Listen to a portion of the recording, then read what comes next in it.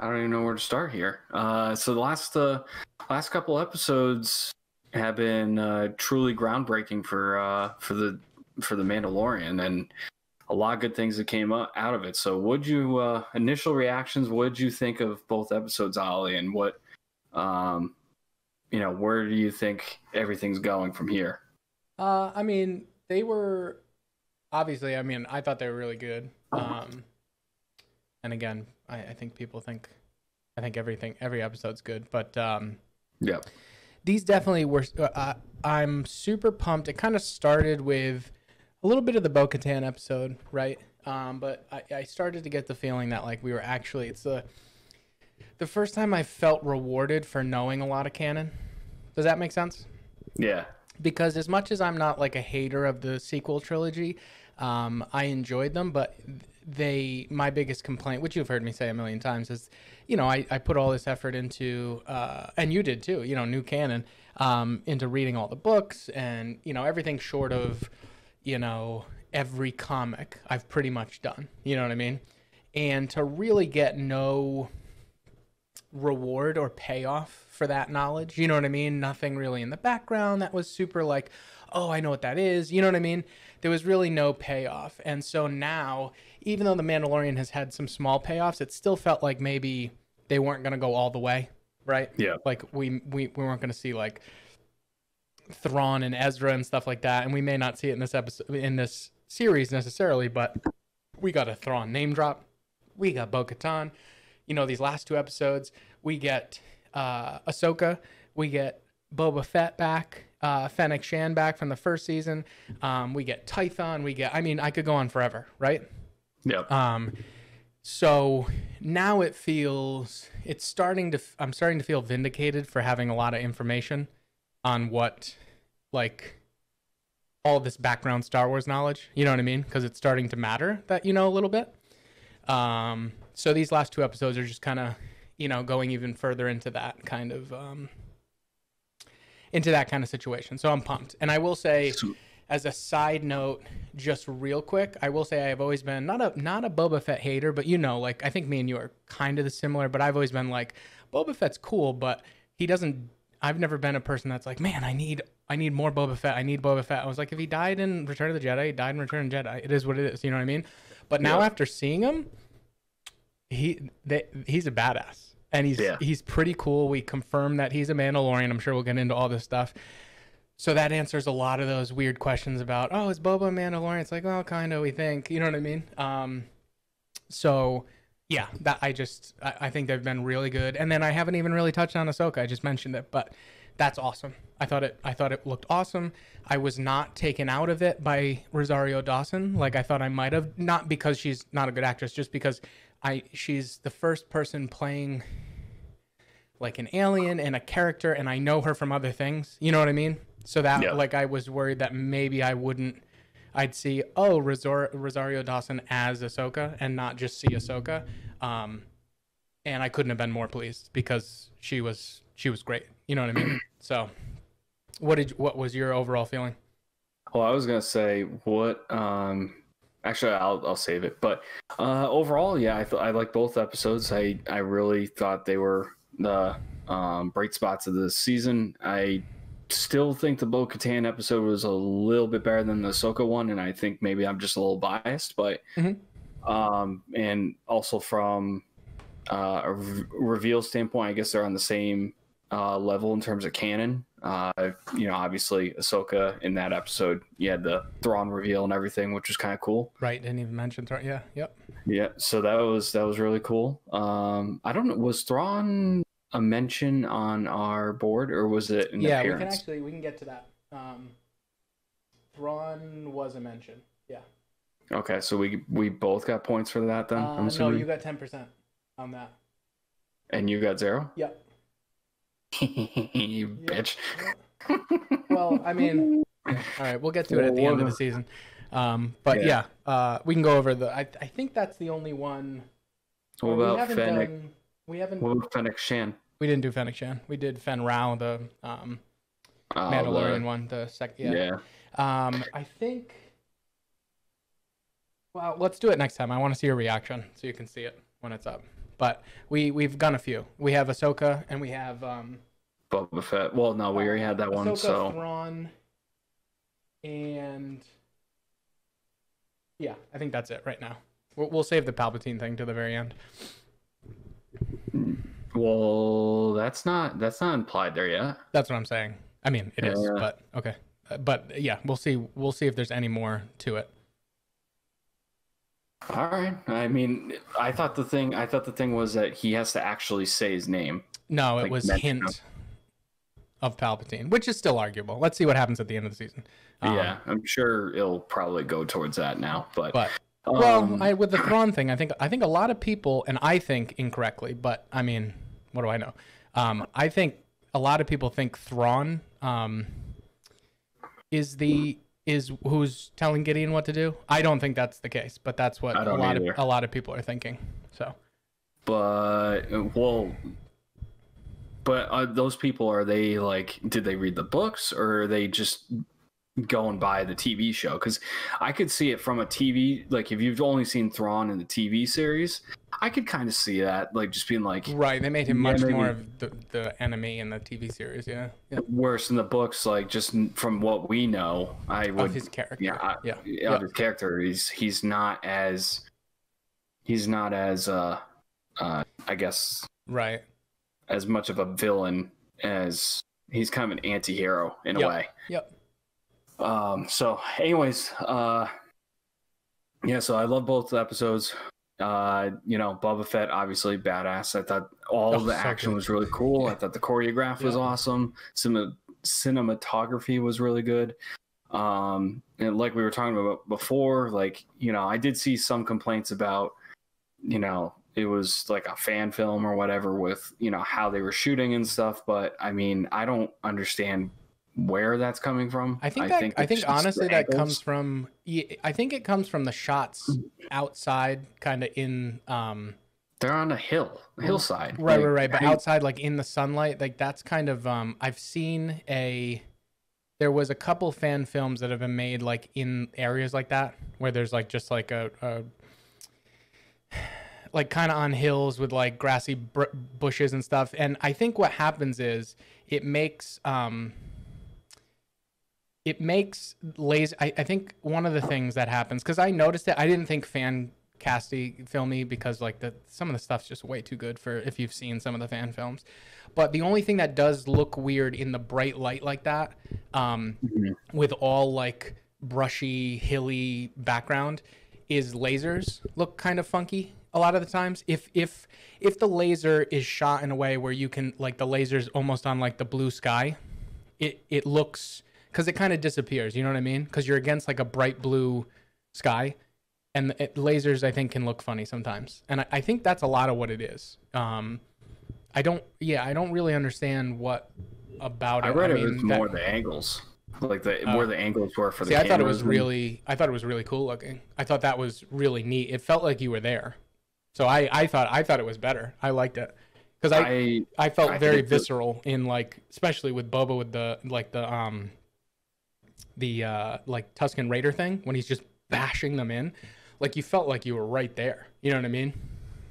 Like if you look at the original trilogy, like some of the scenes that are in open, like in sunlight and stuff like that, they can kind of seem a little bit like, you can kind of tell they don't. Yeah, they don't look great. Obviously, that's just the time period, but I don't, I thought this was as realistic as it could get. I mean, like I said, everything I thought looked great. I read one comment that someone was like, yeah, Boba Fett was fat. And I was like, so I do. People? Yeah.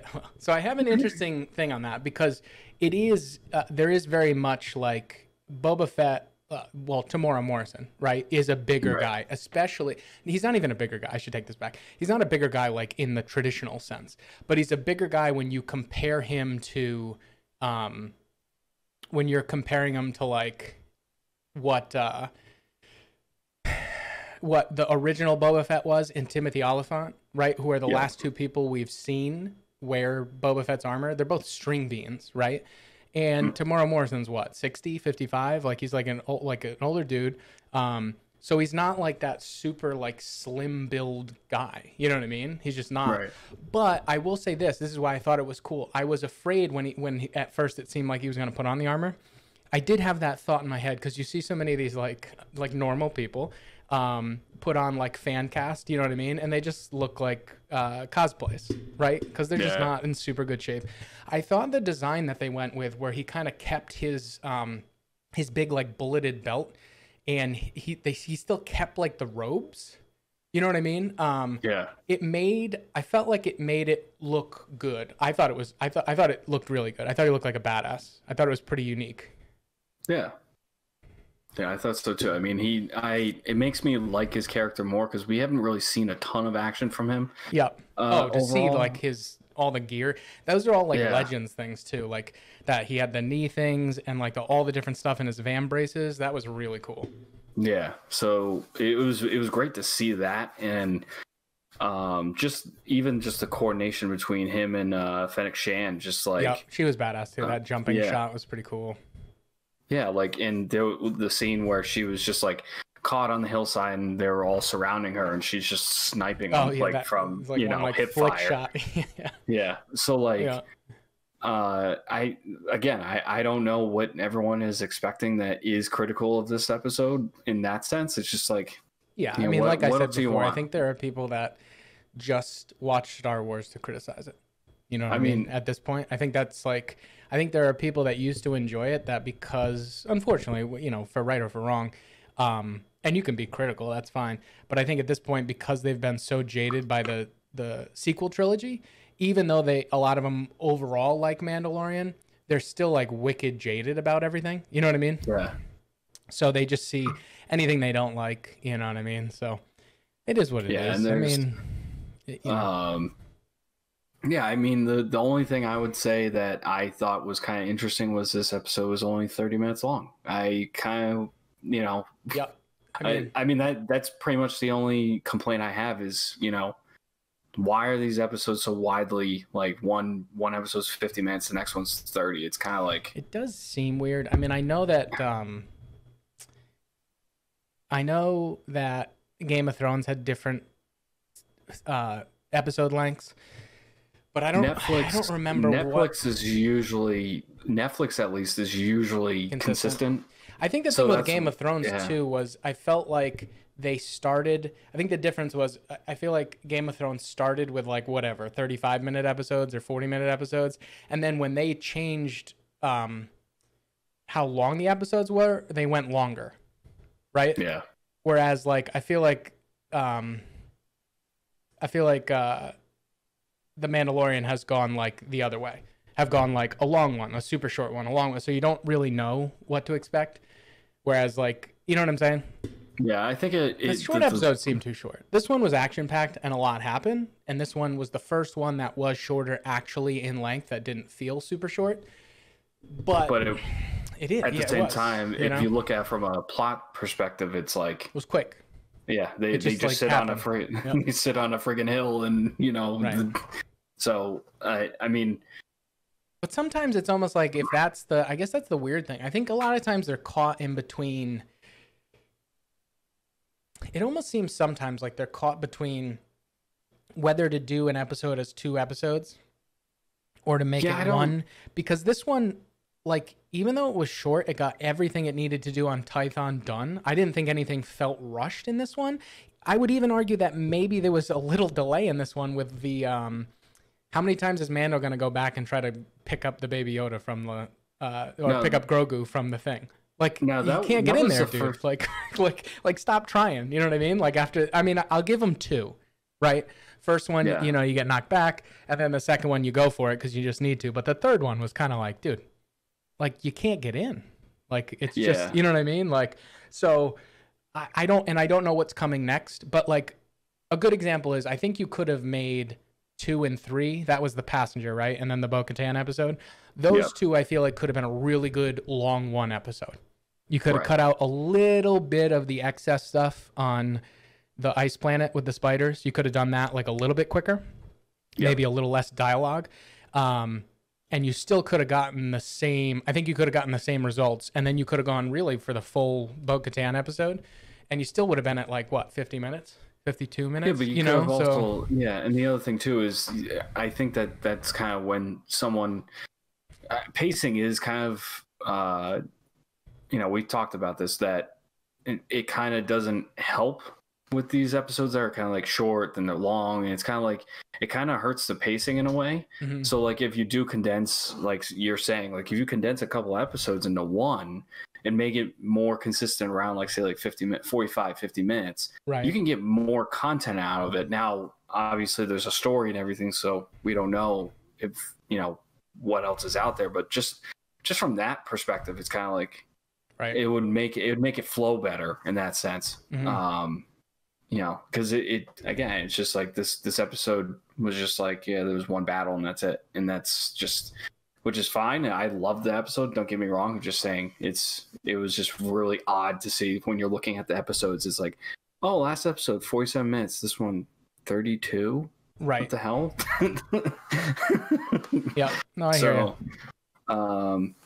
But I mean, it's an interesting.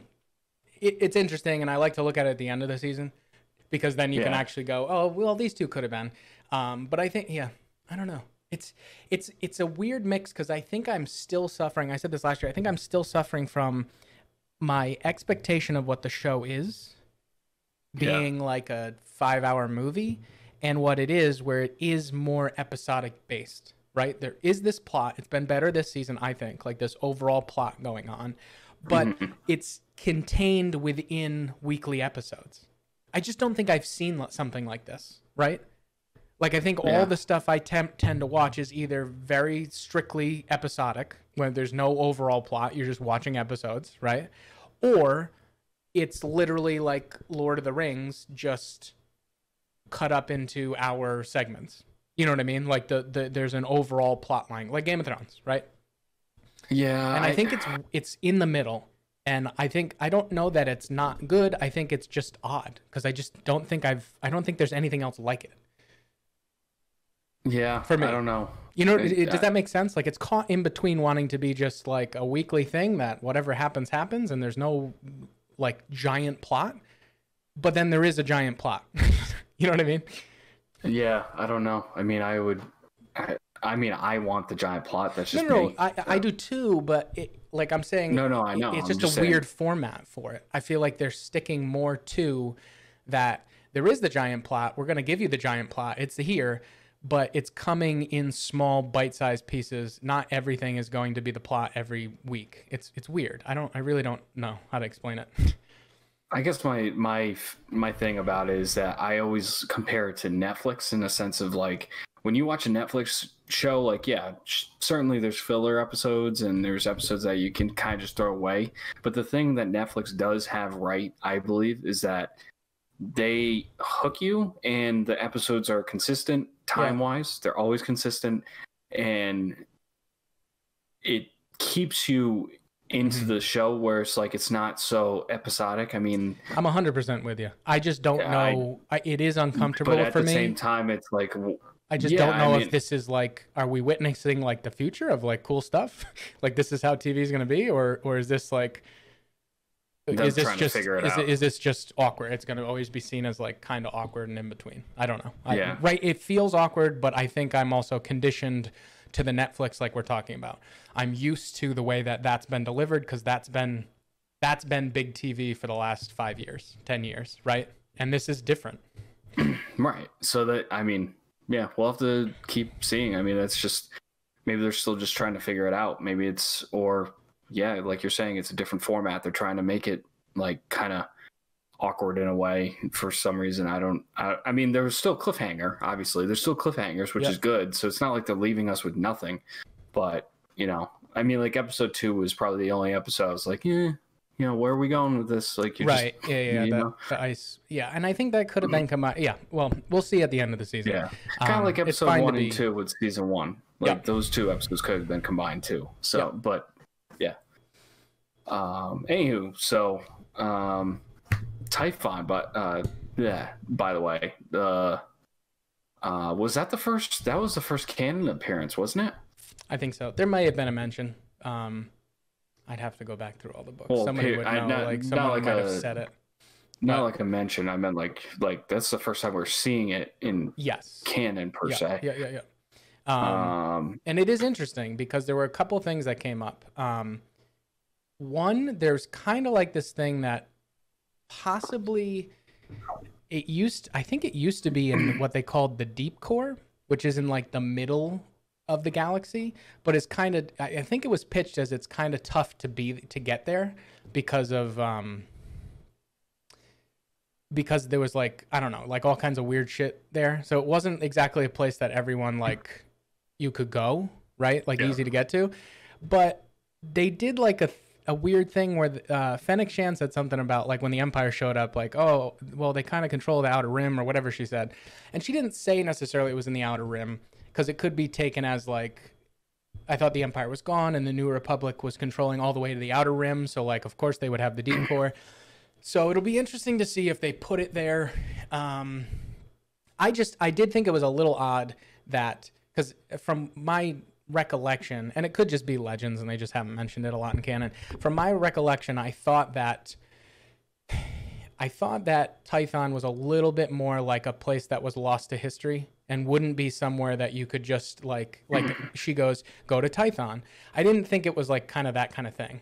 I didn't think you could just be like, go to Tython. I didn't think it was like on Star Maps. Kind of like, you know what I mean? More like kind of like a core band or more band, kind of like that. It's like not on. Well, didn't we recently have a thing like? Oh no, you know what's a better example? Kind of like Octu, where they found Luke. Like where it just wasn't. It's just not a planet that like they had to find it. It's not just like available. It's not like, oh, just go to Octu. Oh, okay. Like I always thought that was what they were kind of going with. For Tython, that it was kind of like this hidden place.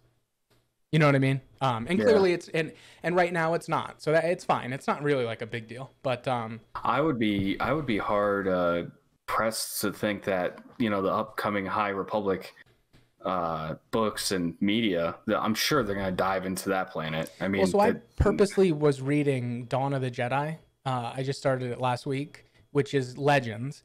But it's from like, oh God, like even before the Old Republic. I think it's 25,000 years ago or something like crazy. And it was based on, it's like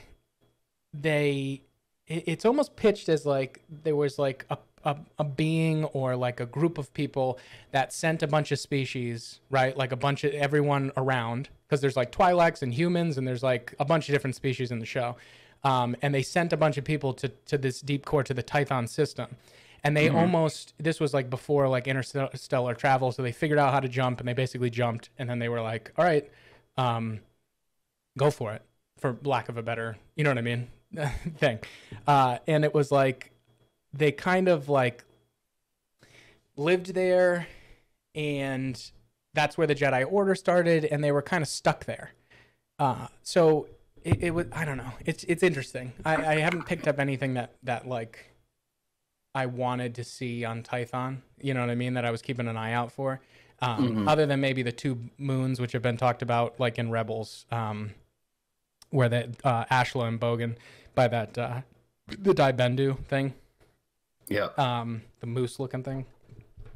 Those are supposed to be the moons of Tython, and they really only showed like a quick shot of him flying in, so it didn't confirm nor deny. You know, we didn't get into it. So I think it was a quick hitter. You know what I mean?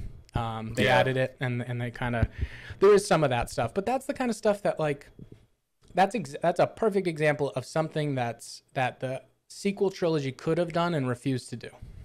That's not meaningful to change the plot. Like you as the viewer, if you have no idea what Tython is, it doesn't ruin anything for you. It's just like Ahsoka explained it perfectly. It's an old Jedi, you know what I mean? Like that's all you need to know. But a super fan who's been into all the shit's like, oh my God, we went to Tython, right? There's so many opportunities for that. And it doesn't need to be more than that right now. You know what I mean? Books and shit can get into the rest of that. That's fine. It's not a big deal. But that's what I just think that they didn't do a good job of, or didn't do at all in my opinion, in the sequel trilogy. And they could have done that, right? Right. Yeah. I mean, I agree. Just little nuggets. Like, do you think if you didn't know what Tython was, like, you think that's like super impactful? Not knowing what Tython was, you know? No, because I mean it's a Legends thing. I mean that's always, you know, when that got dropped, I was like, oh, okay, so now we're pulling from Legends. That's all. Like, but I wasn't like, I mean, I was kind of like, oh, this is cool. They're actually pulling from Legends. But like, if I was just watching it from like a, you know, I don't know jack shit about Legends and I don't really care. It didn't change anything. It doesn't do it. It's just a random fucking planet that, you know, you don't know where it is. Like, it's like, who knows? So there was a few other ones that were like really deep dives. Like, for example, the prison registry at the very end when Cara Dune's flipping through it. Somebody slowed it down and took all the font off it. I was gonna do it, but this kid did it instantly. He was really good at it. It's awesome. And there were some interesting ones. A lot of Legends call outs to like different prisons and stuff like that. So that was cool. Again, nothing like wildly important. It didn't need to happen. You know what I mean? Or it didn't affect. It wasn't crazy effective. Like, you didn't need to know that stuff. I thought one of the interesting things too was what was the one? Oh, one of the prisoners was a Nikto, and it was his last name was Dai, D-I, which is which was like from Rin Riven Dai, probably in what's it called? Bloodline. So like, I thought that was really neat. You know, I just think there's like a lot of stuff like that could be used. Oh, and Jango Fett's chain code, Boba Fett's chain code, was it said Jango Fett, and it also said like, the whole Jango Fett's a foundling thing. It said that, but it also said like Jester something, which I think was Jango's master is what it said there, or Jango's like teacher. But I guess that's a super big call out moment too, because that was Jester was like the original name of Jango, or was the original name of actually Boba Fett. Like, that was his name, like in Legends before it even started or something. You know what I mean? Like, not like official, like it was EU stuff. Like, George Lucas didn't use it, but like, so just fun stuff. That's just fun stuff, right? Like, it's there. If you're super into it, you can nerd out over it. And if you're not super into it, it doesn't make a difference. Like, you know what I mean? Like, you wouldn't have even known it said Jester. And like, who the F cares? It doesn't change anything. They're not going to use that. You know what I mean? And I would say that I hope they continue to just keep it that way too. Don't make a, like, in terms of, unless it's going to contribute to the plot in a meaningful way, like, meaning like, you know, this planet or this, you know, whatever callback is going to have a crucial integral part of the plot. They don't need, just leave those, you know, goodies like what they just did in that episode. Just leave it as is, like the prison registry, for instance, with those names and everything, and Boba Fett's family tree. Like, just leave it as is. And like, you don't have to explain it. You don't have to dive into it. You don't need a book to explain everything either. Like, in that sense too, just leave it as like, all right, it's just a, you know, a little callback to, you know, honor Legends, or, you know, whatever the case they did. And I think that's really cool, because you get us who see these things and we're like, oh, that's really cool. They're pulling from these different sources of Legends and stuff. And then from like a regular viewer that probably doesn't know half this shit, they're just going to be like, oh, cool. Exactly the point. Like, and so I hope they continue to do more of that, because there are definitely times, I'm sure, that, you know, they bring in stuff that's kind of like, unless you read a book or if you watched a cartoon, you kind of don't know what's going on. And that's where sometimes I would feel they don't do that correct all the time. And so I'm glad to see that they're kind of throwing these nuggets that's not like super in your face. Like, I'm with you.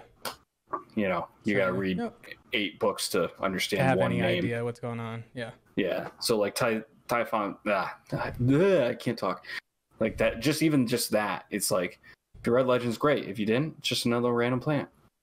Cool. So that was one thing I thought was wicked cool about that episode, though. So what was the other thing? So Ahsoka and Thrawn and all that stuff. So where do you think I know. I mean, if we talked after the last episode and then talked, separately about this episode, I'm sure we would have had two kind of different theories or opinions going on about where the show is going. But now that we have both episodes, where do you think the show is going in terms of Ahsoka and Thrawn and everything, and where do you think it's going with, I guess, like just the Mandalorian in general?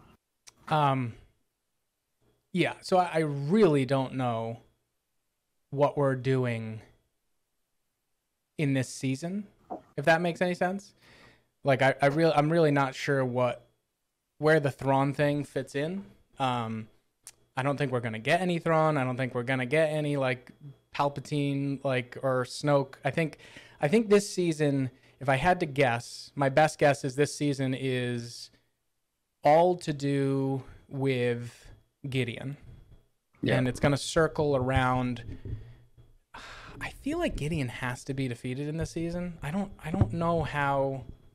I mean, look, they've written the show, right? I don't know how Gideon survives another season and we do a whole nother season of like he's either chasing the child or Din's chasing Gideon. I feel like we're getting almost an Avenger-like build-up with Boba and Fennec are now at his debt, right? Bo-Katan's going to show up again. Ahsoka could show up again. You have Cara Dune and Greef Karga could show up again. Although Greef Karga may not be a good guy still. I have this sneaky feeling that it's a possibility that he is in line with Gideon and like he just hired the mechanic to put that tracking thing there. But regardless, Cara Dune's with him, right? So I feel like we're going to get that, and we're just going to get some climax with Gideon. As far as I think more what you're asking me in terms of like what do I think's going on with like the Thrawn thing? A lot of people, again, maybe the people who haven't read the books and stuff are going with like the whole they think Thrawn's with Gideon or behind Gideon. I don't see that. Like, I really see Gideon as I think Thrawn's still a good guy. And I think what we saw is I think Ahsoka is before the end of Rebels. And I think we saw Ahsoka as searching her initial search for Ezra. And so she knows he's with Thrawn, and she knows this lady, for whatever reason, was a Thrawn disciple or whatever you want to call it. And sounds like had contact with Thrawn at some point. Right. And so she's starting there. That's what I'm seeing. I don't think they're going to find, I think Thrawn's with Ezra. Like, I don't think he's set any of this up. Right. I agree with that. I think that's, I think it's crazy that Thrawn would be behind this. I think one thing that we overlook sometimes too is that Thrawn is not Filoni's character. Right. Thrawn is Timothy Zahn's character. So, if they're going to use Thrawn for certain things, that has to fit with what Timothy Zahn's doing with the books and everything, because Thrawn is essentially, he is the, his main character is from the books. I will say, obviously, he's in Rebels, but... and Zahn mentioned he had no idea that was coming, and that bothered some people. To which I would agree with, but I think that's exactly another reason why I think this was just a mention and this is a precursor, because I actually think what's going on with that is they didn't mention it to Thrawn. They didn't mention it to Zahn, because Zahn's already on the path. They already know what he's doing with Thrawn, right? Right. And he already knows what he's doing with Thrawn. And that happens after the Rebels thing with Ezra, with Ahsoka and Sabine. And so he knows that. It's his character. And so he's building it after. And then this came out and it just wasn't readily apparent that this was before. Right. So I think that was the shocker. And that they didn't think he necessarily needed to know that Thrawn was going to be mentioned, because he's already in the know of where Thrawn's story is going. And they already have that figured out. You know what I mean? Right. So I think even more to the point, I think that's what happened. Yeah, I don't think it was a big deal. I mean, I saw that too, and I was just like, you know, he probably just didn't know. It's not a big deal. It's not like it's not like he's in the show. That's a whole different deal. Right. But it's his character. He knows exactly. He probably knows everything about Thrawn. I mean, it's his freaking character. So yep.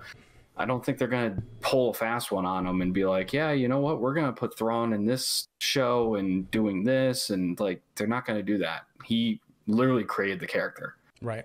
So, I agree with everything that, you know, Thrawn's not behind Moff Gideon. I would go with more of what your original theory was, is Palpatine.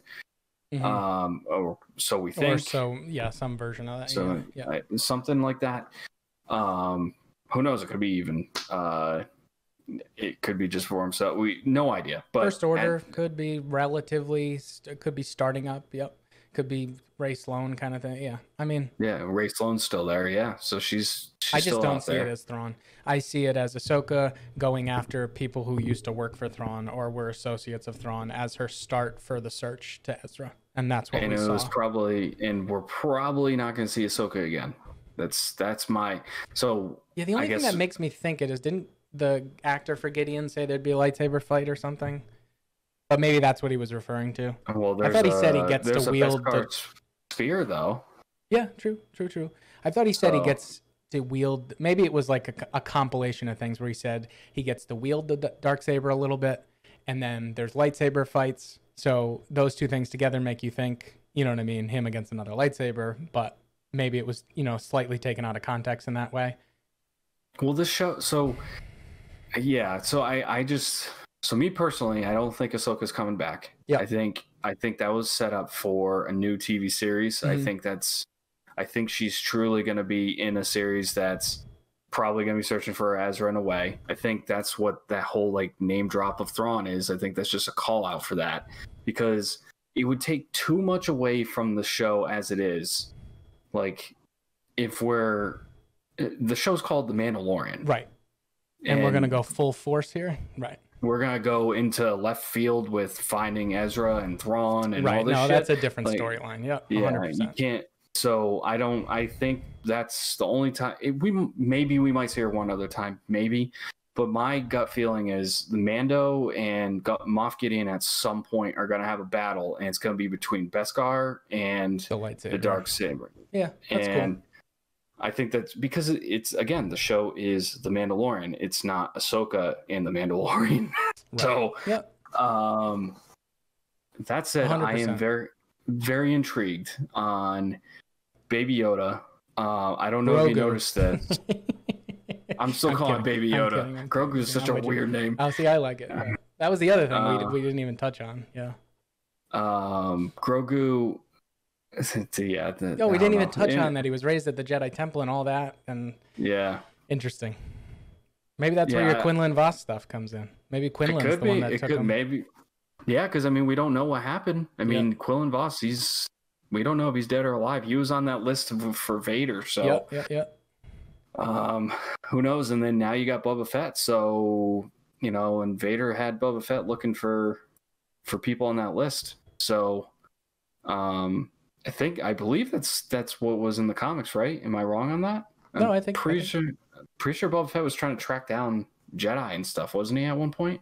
I think he fought some Jedi. I don't know that he was like specifically asked by Vader to track down Jedi. Maybe that was the comic thing, right? Yeah, where they were hunting him down. I thought that was like the Inquisitors thing, but I could be wrong. Yeah, I'll have to. Comics is honestly my weak point. I have read a lot of them, but I do it more for enjoyment and to see if there's any like little nuggets. But there's just so many of them in different timelines that I do get confused on that stuff. But you could be right, because there is a lot of Vader stuff, and I think there's a lot of Vader stuff combined with different bounty hunters. So that very well may be right. Well, didn't he hunt Kenobi, or was that Legends? Didn't he find Kenobi's hut or something?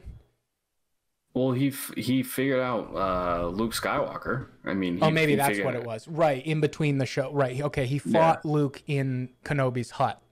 Yeah. That's what it was. Yep. But you're 100% right. Yeah, so like when it comes to like say Quillen Voss, for instance, if we're gonna confirm that he's alive, maybe Boba Fett was like trying to hunt him down. Maybe he was, so there could be a connection there. But that would be very interesting with Grogu. Also, from the aspect of, I know they already fleshed out Kanan's backstory, but him leaving the Jedi Temple and everything. But maybe he had knowledge of Grogu. I mean, there's a lot of opportunities to connect certain timelines here that with Grogu. It's pretty cool. Just the fact that he was at the Jedi Temple. Certainly interesting. Especially with the whole him being hidden thing, Do we assume that's a Jedi up front and then he gets taken later, or do we assume that's someone who came in and stole him right away? Or is it prior to the temple sacking, if you will? Right. Like, did somebody get a heads up and take him, or whatever, And whose child is he? Because they're going to go into that, which is interesting.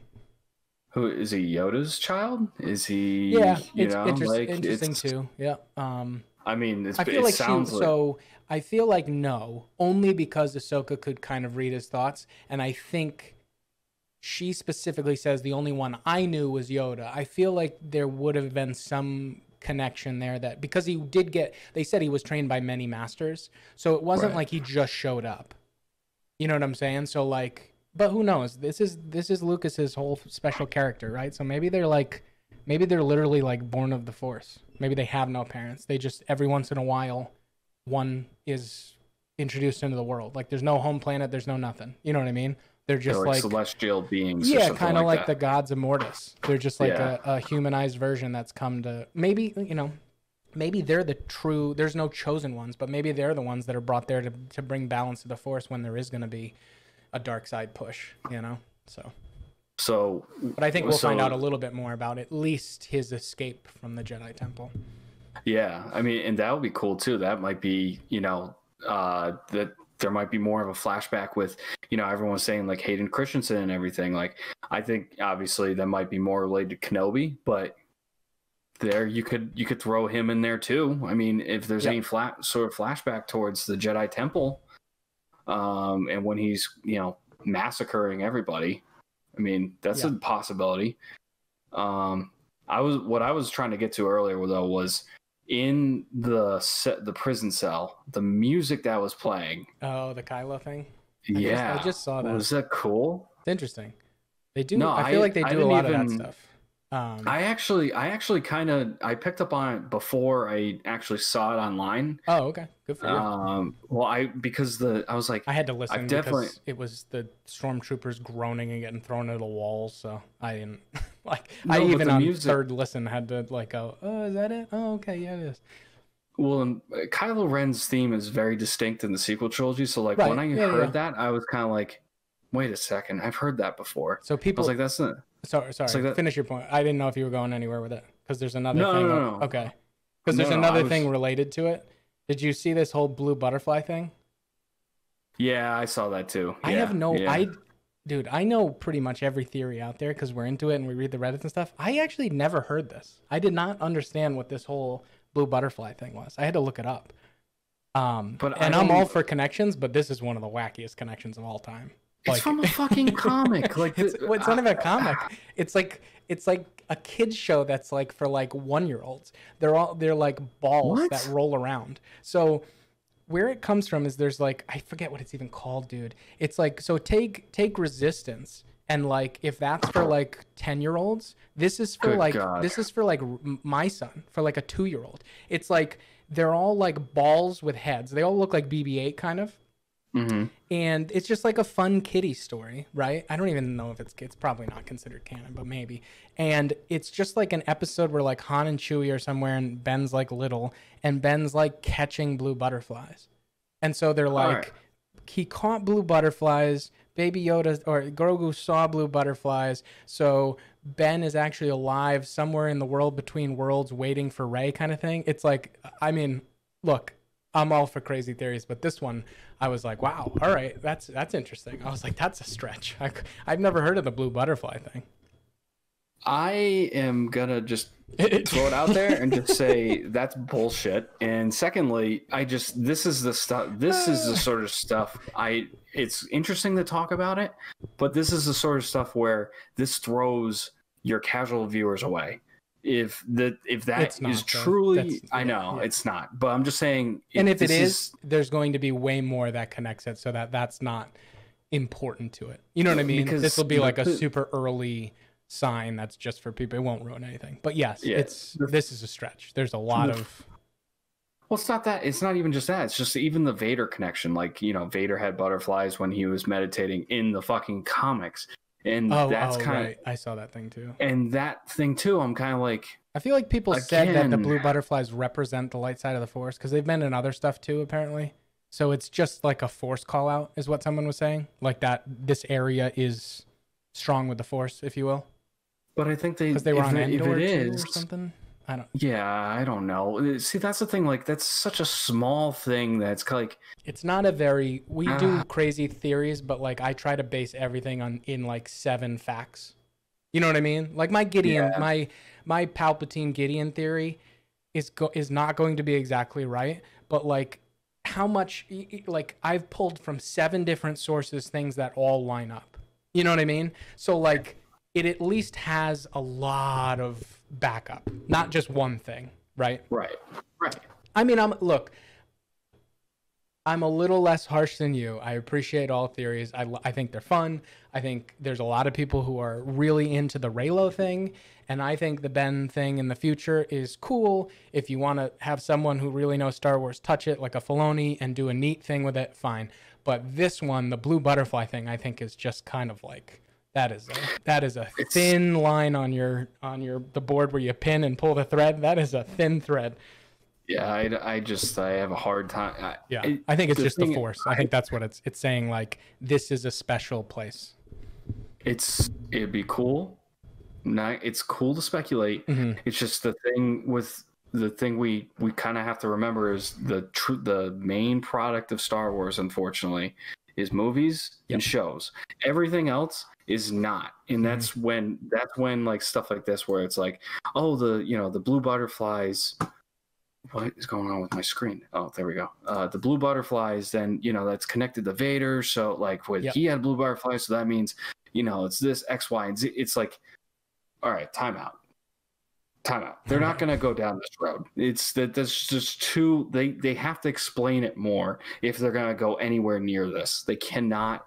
They can't just throw this out there and just be like, oh yeah, you should know this because you've read this not obscure comic, but you've read this issue of this comic or you watch this obscure TV show that for kids. Like that's a little bit extreme. I'm with you. I think if there's a butterflies again, they'll definitely have to explain it in some way. I think there's a lot more things that are way more connected to this story that we're telling. That also are really rare, but would happen before this. Like something that I think now that you have Ahsoka and you have the Thrawn and Ezra thing possibly happening in the background, and you have this weird Yoda, you have this weird thing with Grogu and that whole connection and going on, this heavy Force influence in a show that we thought was mainly going to be about bounty hunters. I think you'd see something like The World Between Worlds before this, and that would be really tough to pull off and not get totally wrong. Like, I'm not saying I want it, but like think about that is way more connected to this story than Ben Skywalker, right? Yeah. Ben Solo. Sorry, Ben Solo. But even that, I think, is a wild stretch. Like, I think at the best in live action, you maybe mention it. I don't think you touch that fucking portal thing. And, like, I think that'd be... for someone who would accept it, like, I am, but, like, that would be a disaster. You can't... There's a point where it's exactly... Just can't translate. Cartoons... Yeah, you can't translate... You can't expect someone that is a fan of the movies and just, like... a fan of the movies and then expect them to go, all right, I'm going to watch a cartoon for 10-year-olds on, in order to understand this one thing that you showed that I have no fucking clue what this is. Right. There needs to be more. Yep. No, I'm with you. I'm with you. So they'll have to explain. Hopefully, I mean, that's the thing. Like, it's cool that we know all of this stuff, and that's why we have a podcast. That's why we talk about this stuff. But like, there are plenty of people that they'll be listening and they'll be like, well, we gave it its due. Oh, we explained it if people didn't know. I mean, certainly an interesting thing. I should have looked up the name of it just in case you have a young kid that you wanted to see the thing, because it looks like fun for little kids. You know what I mean? And it could get them into it. But yeah, I just it was circulating on Twitter, so I felt remiss not to mention it. Yeah, no, it's fine. I mean, I didn't even know about that. I just knew I saw the thing connecting it to Vader's comic, and that's what I was like. I think that's even probably a better connection, to be honest with you.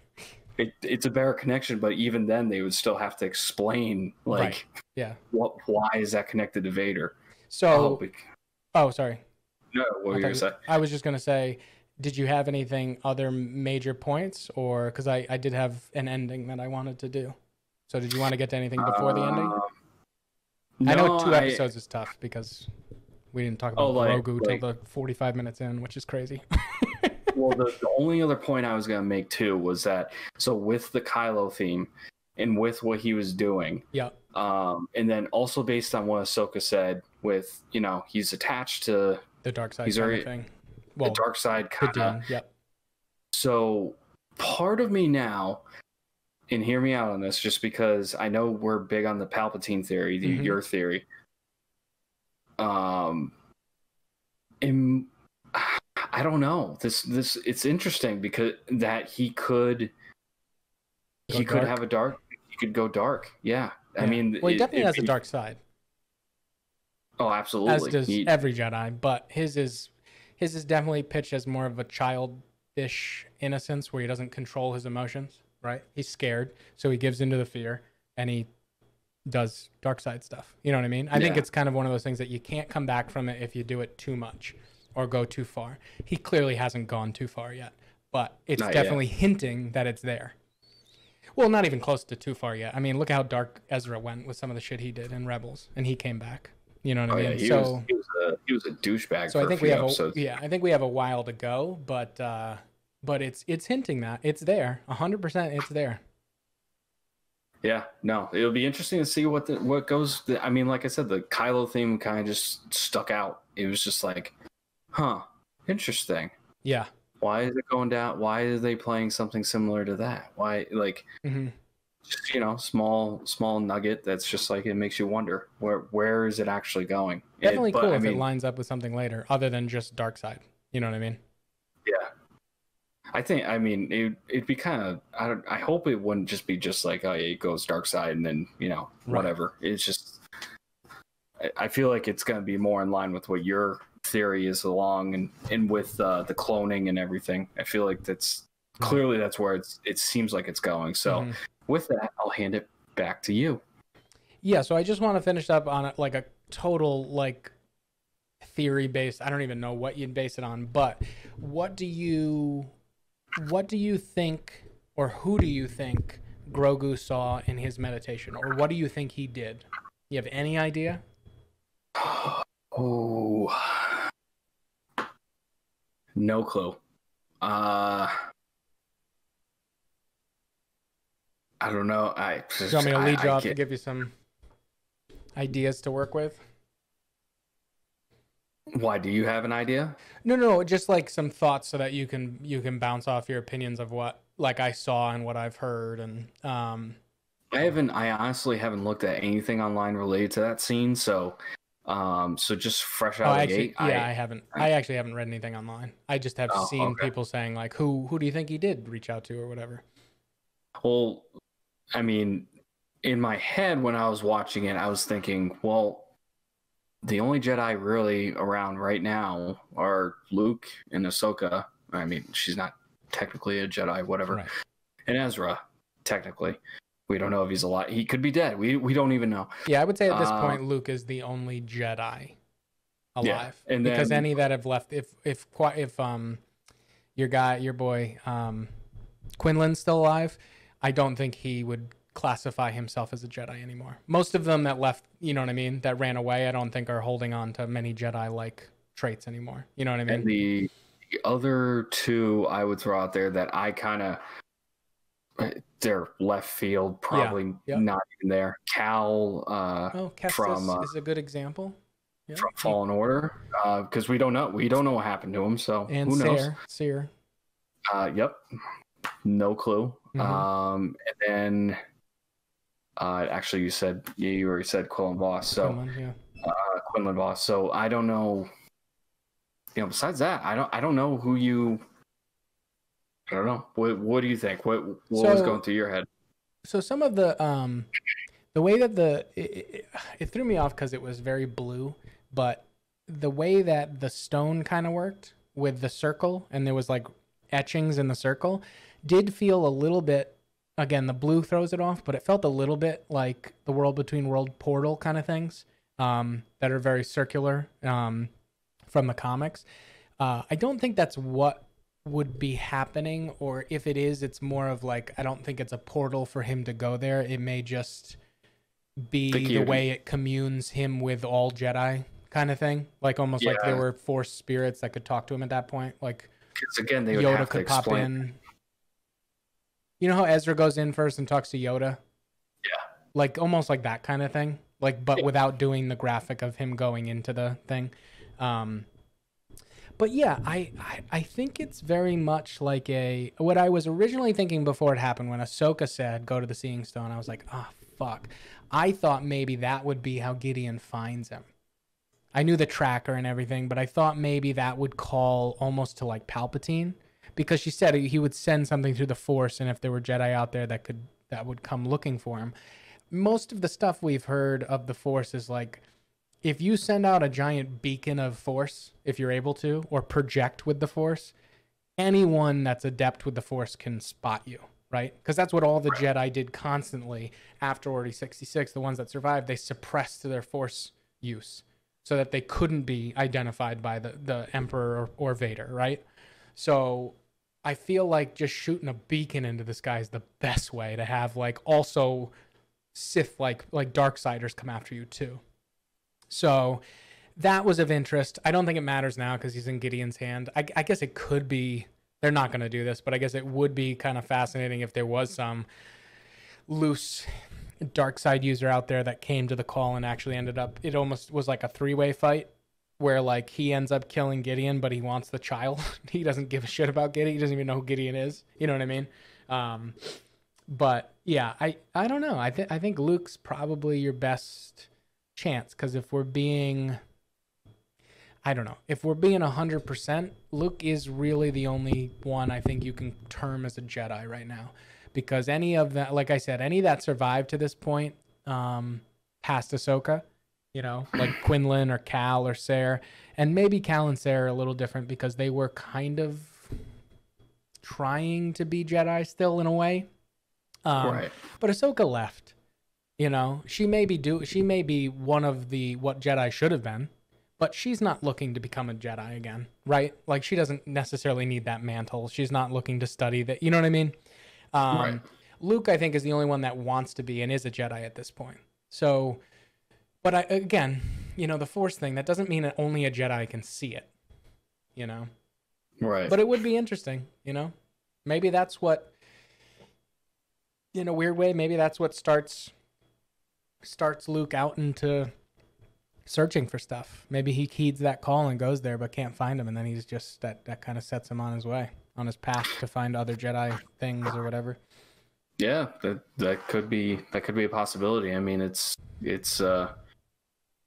very intriguing. I mean, I think it'd be neat to see Luke show up, but what do we have? Like, they start the Jedi Temple in like maybe 10 years from now. So like, again, you're starting another thing where if Luke meets Ahsoka and he meets Grogu, they have to be somewhere in 10, 15 years when the temple starts, right? Right. They're not there unless I guess you could put them in a secondary comic, but then they get killed by Kylo. So like, they're not there then. So you have to kill them, or you have to give them a reason that they didn't help Luke, which I don't find as easy as just like Ahsoka going, "No, I don't want to help you." Like, I think you need something better than that, Yeah, and like just based on the comics too. I mean, there wasn't anybody that looked like Grogu. Right. Yeah, that's what I'm saying. Like, so it just seems like a weird. I don't know. They did it. I said that about Ezra and Kanan, and they did an excellent job with Ezra. They did a they used a very interesting story technique to basically, I think we may have joked at one time, like, or you just need to make Ezra disappear from the galaxy. And that was a joke, but like that's what happened. And it was well done. So who knows? I still think there's this whole Grisk thing. So maybe there's just this whole other thing that goes on that they're all involved with eventually. Yeah, see, yeah, I don't know. The sequel trilogy just muddies that. It sucks. But who knows? Yeah, I was so hoping for Rise of Skywalker for the Chiss to show up. I thought that could have been so perfect. Yeah. It would have been too much. I get it. Like there was too much explaining to do because it wasn't set up. But I just think that's where your ultimate story of the Grisk thing could have come into play. That they're fighting the Grisk and maybe have made headway and push them back a little bit, and they hear all this stuff going on, and they know if the First Order wins or if Palpatine wins, then we're all screwed. You know what I mean? And they show up and help and then explain after. But it's just too much to do in one movie. They already had set it in motion. So right. So we'll see. Yep. So I'm gonna assume that probably concludes this episode. Yeah. It was a good one. All right. Yeah. No. So thank you all for joining us. As always, you can catch us on the gram at the Podawans. We're also on Twitch, YouTube, and we're on all podcast streaming services like Spotify, iTunes, Google Play, Overcast, Anchor. And yeah, we'll catch you later, Podawans.